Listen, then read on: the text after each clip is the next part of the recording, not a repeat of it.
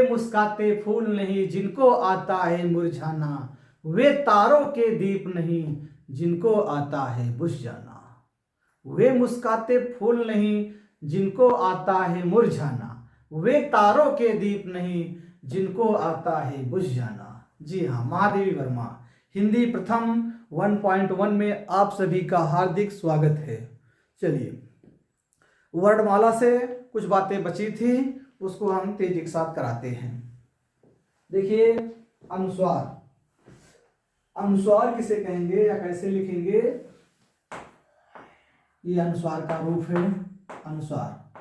ठीक है, अनुस्वार जैसे हम लिखते हैं क्या? अंगूर, अंगूर। जैसे लिख देते हैं अंत या कंकर। ठीक है, अनुस्वार है ये। अनुनासिक, अनुस्वार का ही तद्भव अनुनासिक होता है। जैसे चांद, जैसे चांद, ये अनुनासिक है। जैसे चांद, चांद हो गया। जैसे गांव, गांव, दांत। ठीक है, इस प्रकार इसका चिन्ह बनता है।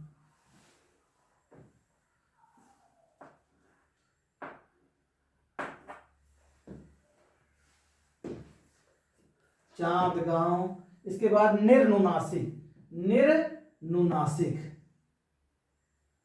जिसका सास्वर, जिसका सास्वर उच्चारण केवल मुख से हो, जिसका सास्वर उच्चारण केवल मुख से हो, उसे हम क्या कहते हैं? निर्नुनासिक कहते हैं। आप परिभाषा लिख सकते हैं। ठीक है, हम बोल रहे हैं जिसका सास्वर उच्चारण मुख से हो उसे हम निर्नुनासिक कहते हैं। जैसे देखिए, जैसे इधर, इधर, उधर, आप, अपना। आप स्वयं बोलकर देख लीजिए। इधर, उधर, आप, अपना, केवल मुंह से प्राण वायु निकल रही है, उसे हम क्या कहेंगे? निर्नुनासिक। निर्धन अनुनासिक बना है, या संयोग हुआ है, निरुपसर्ग है इसमें, इसमें निरुपसर्ग है, रा पे हलंत। ठीक है, यानी कि निर्धन अनुनासिक, यानी कि जो अनुनासिक ना हो।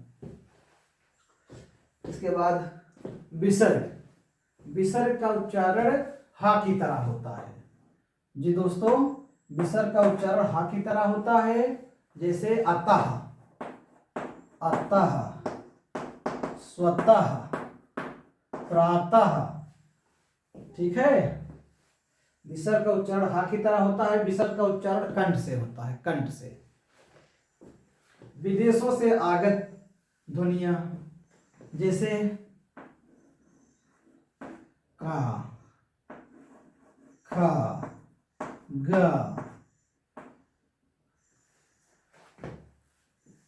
ज, ज, फ, फ, का, ख, ग, ज, फ। जैसे हम एक शब्द बताते हैं आपको, जैसे लिखते हैं अखबार, ज्यादा, नीचे नुक्ता लगाते हैं। अजीज, जाके नीचे नुक्ता लगाते हैं। तो ये सारी ध्वनियां कैसी हैं? ये विदेशों से गृहीत ध्वनियां हैं। ठीक है, इनके उच्चारण में अंतर होता है। ये विदेशों से आई हुई ध्वनियां हैं, अरबी या फारसी में आते हैं ये।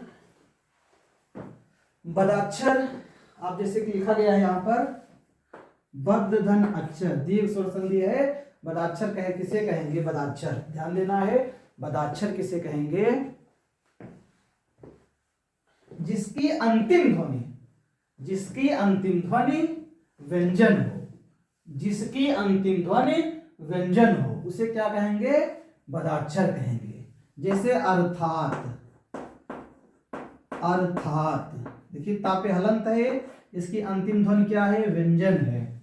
जैसे अर्थात, अर्थात, राजन, राजन। ना के नीचे क्या है, नुक्ता।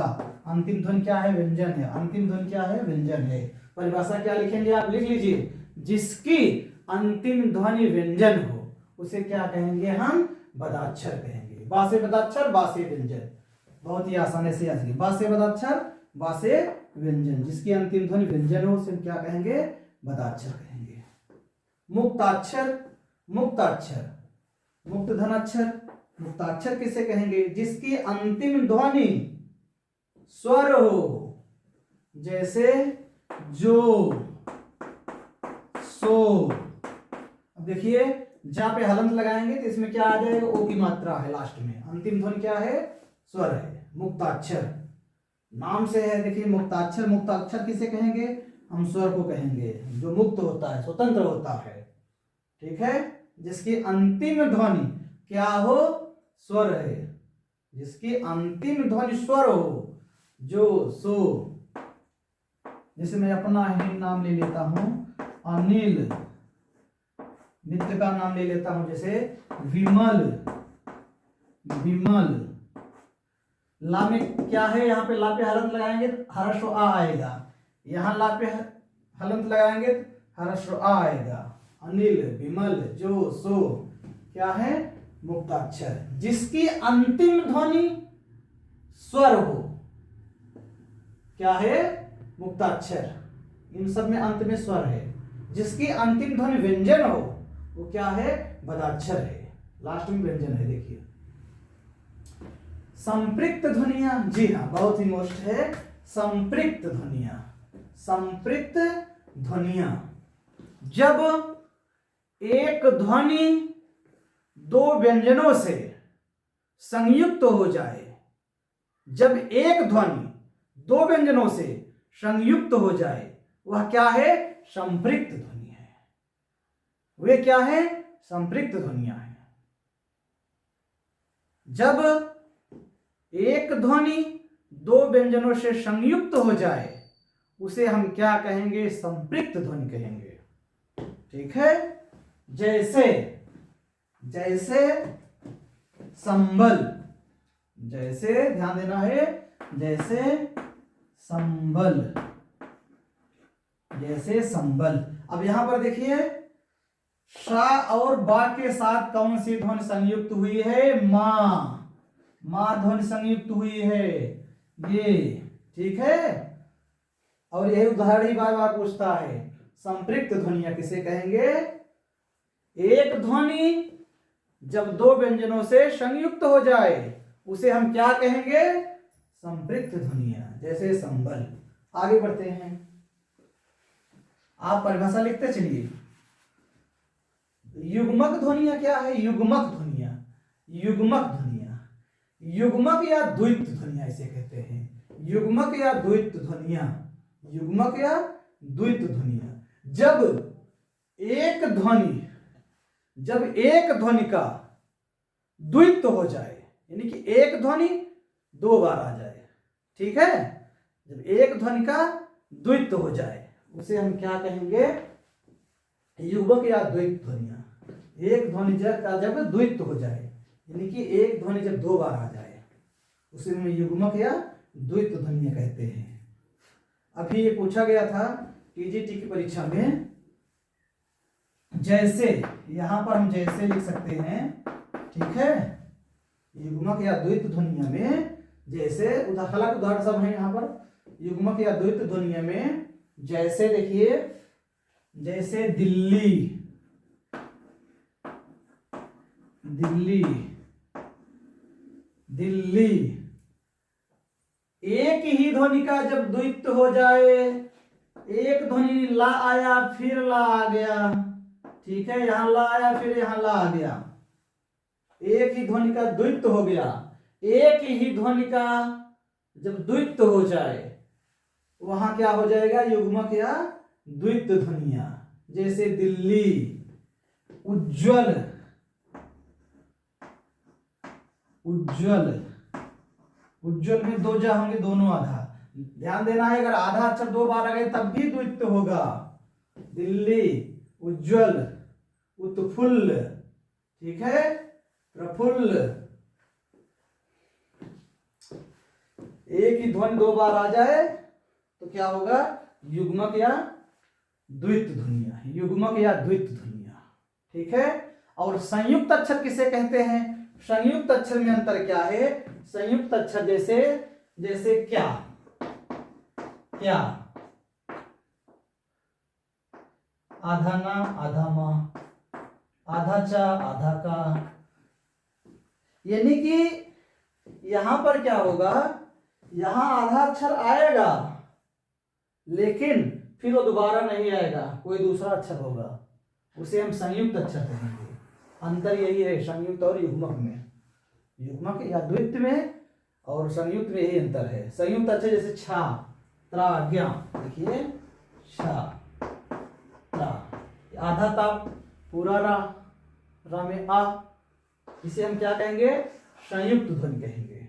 ये संयुक्त ध्वनि है और ये युग्मक है। एक अक्षर दो बार आ जाए, ठीक है, तो क्या होगा, युग्मक या द्वित ध्वनिया। और एक आधा अक्षर आ जाए फिर वो दोबारा ना आए, उसे हम संयुक्त ध्वनि कहेंगे। अंतर यही है, युग्मक, द्वित, संयुक्त में यही अंतर है। द्वित और संयुक्त में यही अंतर है। द्वित मतलब दो बार वही ध्वनि आ जाए, युग्मक मतलब वही ध्वनि उसी युग्म का दो बार आ जाए, युग्मक मतलब उसी युग्म का वही व्यंजन दो बार आ जाए, युग्मक या द्वित हो जाएगा। ठीक है। और एक आधा अक्षर अगर आ गया फिर वह दोबारा नहीं आया तो उसे हम संयुक्त कहेंगे। जैसे छात्रंग्या सरा, जैसे आधा का और या क्या। इसके बाद बलाघात या स्वराघात, बलाघात या स्वराघात। देखिए बलाघात या स्वराघात, बलाघात या स्वराघात किसे कहेंगे? जब हम किसी शब्द को बोलते समय किसी अक्षर पर विशेष बल देते हैं, किस लिए बल देते हैं? उस अक्षर की स्पष्टता के लिए या अर्थ के स्पष्टता के लिए। ठीक है। जब हम किसी एक अक्षर पर हम विशेष बल देते हैं उसे बलाघात या स्वराघात कहते हैं। बल किस लिए देते हैं? उच्चारण की दृष्टिकोण से, अर्थ की दृष्टिकोण से किसी एक अक्षर पर विशेष बल देते हैं उसे स्वराघात या बलाघात कहते हैं। परिभाषा में ही, नाम में ही परिभाषा है। ठीक है, स्वराघात या बलाघात। जैसे इंद्र, इंद्र, इंद्र। अब देखिए इस ई पे बल दिया जा रहा है, इंद्र, ई पे बल दिया जा रहा है ना के साथ, इंद्र, इंद्र। विष्णु, विष्णु, यहां वह बल दिया जा रहा है मूर्धन षा के साथ, विष्णु। ठीक है, विष्णु। इसलिए अगर कहीं भी संयुक्त अक्षर है, कहीं भी संयुक्त अक्षर है तो उसके पहले इधर, अगर कहीं भी संयुक्त अक्षर है उसके पहले यहां पर सदैव क्या होता है? गुरु होता है छंद शास्त्र में, इसीलिए होता है गुरु। लॉजिक समझ पा रहे हैं? संयुक्त अक्षर के पहले सदैव गुरु होता है। क्यों गुरु होता है? जो पहले अक्षर आता है उस पर बल दिया जाता है, स्वराघात या बलाघात होता है, इसलिए उसे हम दीर्घ मानते हैं, गुरु मानते हैं छंद शास्त्र में। यही रीजन है। जिसे विष्णु, इस पे बल दे रहे हैं इसके साथ, आधा अक्षर के साथ, इसलिए इसे हम दीर्घ मानेंगे। विष्णु, इंद्र, कच्छा, देखिए कच्छा। अब इसमें काहलन मूर्धन षा से छा बना है, काहलन मूर्धन षा से छा बना है। देखिए काहलंत प्लस मूर्धन षा, और इस पे हलंत लगाएंगे, मूर्धन षा पे हलंत लगाएंगे, दीर्घ आ जाएगा। ठीक है। इधर क्या है? इधर का तो है ही। ठीक है। इसके साथ आधा का मिल रहा है, या ऐसे याद रखिए, इस आधा का के साथ मूर्धन्य ष के साथ मिल रहा है, इसलिए यहाँ पर क्या होगा, यहाँ ह्रस्व आ है लेकिन यहाँ पर क्या होगा, दीर्घ होगा, 2 मात्रा। ठीक है, क्यों? क्योंकि इसका पे बल दिया जा रहा है। स्वराघात बलाघात अगर जिस पर होगा वो क्या होगा, गुरु होगा। क्या होगा, गुरु होगा। ठीक है ना, आसान, बहुत गंभीर होने की जरूरत नहीं है। ठीक है, तो स्वराघात या बलाघात, जब हम शब्द बोलते समय उच्चारण या अर्थ को स्पष्ट करने के लिए किसी एक अक्षर पर बल देते हैं, उसे हम क्या कहते हैं, स्वराघात या बलाघात। जैसे इंद्र, विष्णु, कच्छा, इसलिए सदैव यहाँ पर दीर्घ होता है। आगे क्या है, अयोग वा, आसान है बहुत ही। अयोग वा या नपुंसक वर्ण, अयोग वा या नपुंसक वर्ण, ध्यान देना है। अयोग वा को कहीं कहीं नपुंसक वर्ण भी मानते हैं, यह मिलता है अं और आहा। ठीक है, ये अनुसार भी है, ऊपर जो बिंदी लगी है ये विसर्ग है। अयोग वा या नपुंसक वर्ण किसे कहते हैं, अं और आह को। ठीक है, ये पहले स्वर है, फिर उसके बाद स्वर के ऊपर क्या है, बिंदी है। ये पहले स्वर है, फिर स्वर के बाद क्या है, विसर्ग लगाया गया है। ठीक है, 2 बातें हैं इसमें।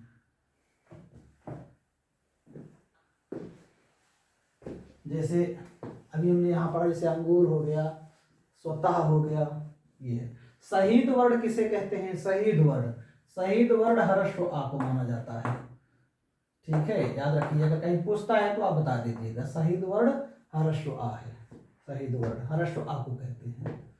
अर्धचंद्र क्या है, ये है अर्धचंद्र, ये है आधा आधा चांद की तरह ऐसे रहता है, ऊपर बिंदी नहीं रहती है, नहीं तो अनुनासिक हो जाएगा, नहीं तो क्या हो जाएगा, अनुनासिक हो जाएगा। जैसे क्या लिखते हैं, कॉलेज, कॉलेज, नॉलेज। ठीक, जैसे कॉलेज, नॉलेज, इसमें क्या है, इस वाले का में क्या है, ये है ना, ये यहाँ लिख सकते हैं ऐसे, ये है अर्धचंद्र, अर्धचंद्र। जैसे कॉलेज, नॉलेज, ज्यादातर अंग्रेजी के शब्दों में आते हैं। ठीक है, विदेशी शब्दों में आते हैं, विदेशी ध्वनियां हैं ये, कॉलेज, नॉलेज। तान, अनुतान क्या कहेंगे, तान या अनुतान। ठीक है, क्लास बहुत लंबा तो नहीं हो रहा है, बोरियत नहीं होनी चाहिए। ठीक है, मैंने देखा उसे इलाहाबाद के पथ पर, वह तोड़ती पत्थर, गुरु हथौड़ा हाथ लिए, करती बार बार प्रहार, तरुमालिका अट्टालिका प्रकार। मैंने देखा उसे इलाहाबाद के पथ पर, वह तोड़ती पत्थर। जी हाँ, निराला जी ने लिखा है, प्यास होती तो सलील में डूब जाता, हरिवंश राय बच्चन कहते हैं, प्यास होती तो सलील में डूब जाता। चलिए आगे बात करते हैं, तान, अनुतान, तान, अनुतान। जब हम किसी वाक्य या शब्द को बोलते समय जो हमारा सुर लहर होता है, किस लहजे में, किस लहर में बोलते हैं, किस लहजे में बोलते हैं हम, किस उतार चढ़ाव में बोलते हैं, उसे क्या कहते हैं, तान या अनुतान कहते हैं। जैसे एक शब्द है अच्छा, अच्छा, अच्छा। अब इस अच्छा के 2 अर्थ हैं, एक तो स्वीकृति, स्वीकृति यदि अच्छा, ठीक ठीक हम काम करेंगे, एक अच्छा देखेंगे हम। ठीक है, यानी कि नकारात्मक, अस्वीकृति, अस्वीकृति।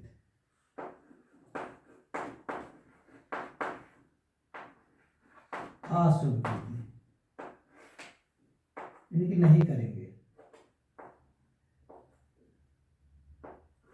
इस प्रकार दो अर्थ हो जाते हैं इसके, ठीक है। अच्छा करेंगे,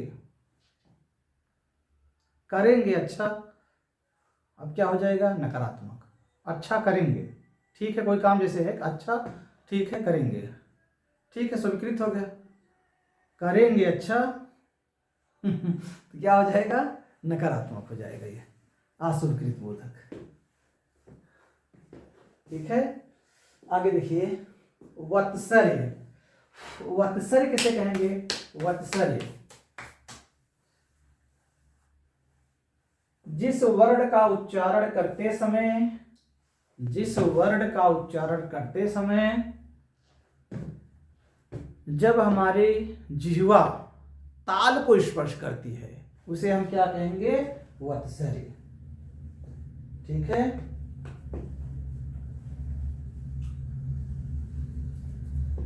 परिभाषा आप लिख सकते हैं, जिसका उच्चारण करते समय हमारी जिह्वा ताल को जब स्पर्श कर ले उसे वत्सर्य कहते हैं, वत्सर्य। बहुत ही आसान ट्रिक है इसका, यानी कि जिनका उच्चारण करते समय हमारी जिह्वा जब ताल को छू ले उसे हम क्या कहते हैं, वत्सर्य। ताल क्या है, ये जो दांत है, दांत से थोड़ा सा ऊपर। वत्सर्य का एक ट्रिक बनाए हैं हम, नाजा सरला। इसका ट्रिक क्या है, नाजा सरला, नाजा सरला, नाजा सरला, ना जा सर और ला हो गई, दीर्घ ला लिखे हैं, ला। देखिए, ना जा सा र ला, ना होगा, जा होगा, सा होगा, रा होगा, ला। ये वर्ड किस में आते हैं, वत्सर्य में आते हैं, वत्सर्य में, वत्सर्य। जब हमारी जिह्वा ताल को स्पर्श करती है तो उस वर्ण को हम क्या कहते हैं, वत्सर्य कहते हैं, ठीक है। जब हमारी जिह्वा ताल को स्पर्श करती है उसे हमें वत्सर्य कहते हैं।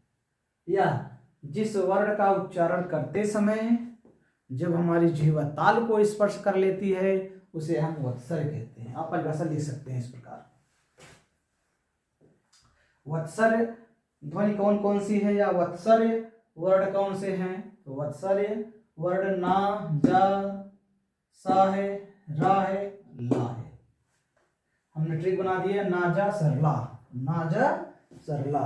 जा के नीचे नुक्ता रहेगा, ध्यान देना है, इसके नीचे नुक्ता रहेगा, जा, ना जा सा र ला।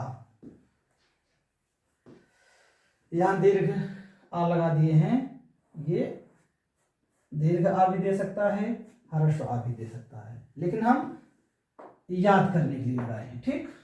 उत्क्षिप्त या द्विगुण व्यंजन, उत्क्षिप्त या द्विगुण व्यंजन वे वर्ण होते हैं जिनका उच्चारण करते समय जिह्वा तेजी के साथ ऊपर जाती है, इनको बोलते समय रा की ध्वनियां मिलती हैं। ये कभी भी किसी शब्द के पहले नहीं आते हैं, जैसे जैसे डा ढा, जहां पे रहेंगे हर समय वहां क्या होगा, तद्भव होगा, हर समय वहां पर तद्भव होगा। उत्क्षिप्त या द्विगुण व्यंजन ताड़नजात, विकसित वर्ण, नवीन वर्ण, द्विपृष्ठ, ठीक है, इसे कहते हैं। मत कर निराशा की बातें, जीवन सफलता की आशा है, कर्तव्य कर्म करते जाओ, यही जीवन की परिभाषा है। तो आप मनोयोग से पढ़ाई करें, निश्चित सफलता मिलेगी। मेरी दुआएं हैं, मेरा आशीर्वाद है। आप सभी को धन्यवाद, प्रणाम, नमस्ते।